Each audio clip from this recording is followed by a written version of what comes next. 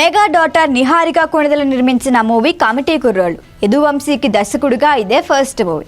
ఇందులో 11 మంది హీరోలు, 4 హీరోయిన్లు నటించారు. ఇప్పటి వరకు నిహారిక వెబ్ సిరీస్లు నిర్మించి ఓటీటీలో విడుదల చేసింది. థియేట్రికల్ రిలీజ్, సినిమా ప్రొడ్యూస్ చేయటం ఇదే ఫస్ట్ టైం.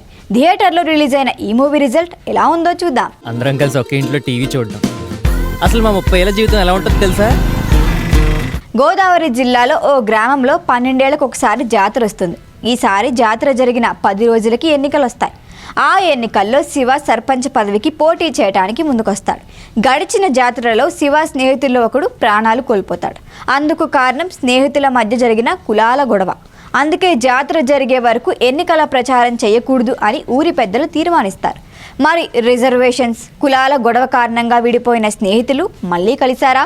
12 ఏళ్ల క్రితం జరిగిన గొడవని ఎప్పటికప్పుడు రగిలిస్తూ తమ స్వార్థ ప్రయోజనాల కోసం పరితపించే ఊరి జనాలు ఎవరు? ఇందులో ప్రెసిడెంట్గా నటించిన సాయి కుమార్ పాత్ర ఏంటి? జాతరలో బలిచాట ఎత్తడానికి ఎవరూ లేకపోతే శివ, అతని స్నేహితులు ఏం చేశారు అన్నది సినిమా చూసి తెలుసుకోవాలి. కమిటీ కుర్రోళ్ళ సినిమాని కథగానో సినిమాగానో చూడడం కన్నా ఆ ఊరిలో ప్రజలుగా చూస్తే బాగా కనెక్ట్ అవుతారు. పరిస్థితులకి తగ్గట్టు, పరిస్థితుల ప్రభావం వల్ల ప్రవర్తించే పాత్రలు, విచక్షణతో వ్యవహరించే మనుషులు ఈ సినిమాలో కనిపిస్తారు. ఫస్ట్ హాఫ్ మొత్తం ఎక్కువగా పాత్రల పరిచయం, పల్లెటూరు జ్ఞాపకాల్లోకి తీసుకువెళ్తాడు డైరెక్టర్. ఈ మూవీకి బలం కల్మషం లేని స్నేహం. ఊహ తెలియని వయసులో కులాల గురించి అవగాహన లేని మనసుల మధ్య స్నేహాన్ని యదువంశీ చక్కగా ఆవిష్కరించాడు. మొబైల్స్ లేని రోజుల్లో పిల్లల జీవితం ఎలా ఉండేదో చూపించడంలో సక్సెస్ అయ్యాడు. ఈ మూవీకి సంగీతం ప్లస్ పాయింట్.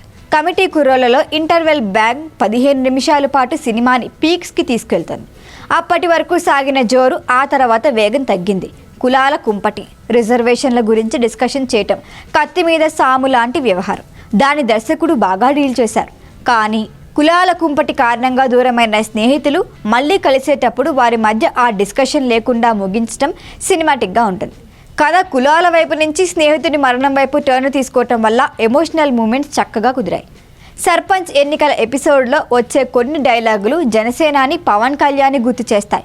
గెలవాలి అనే ఆశ, ఓడిపోతాము అనే భయం లేనోడు నిజమైన నాయకుడు. ఓటమి తర్వాత హీరో చెప్పే డైలాగులు జనసేన ప్రస్థానాన్ని గుర్తు చేస్తాయి. పాటలు, నేపథ్య సంగీతం మెప్పిస్తాయి.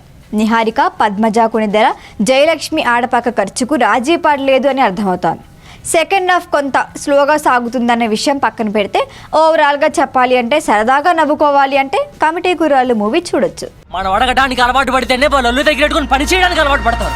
మీ ఊరి కమిటీ కుర్రాళ్ళు అడుగుతూనే ఉంటారు. ఈ వీడియో కనుక మీకు నచ్చినట్టయితే లైక్ చేయండి, షేర్ చేయండి, సబ్స్క్రైబ్ చేయండి. అలాగే పక్కనే ఉన్న బెల్ ఐకాన్ని క్లిక్ చేయండి.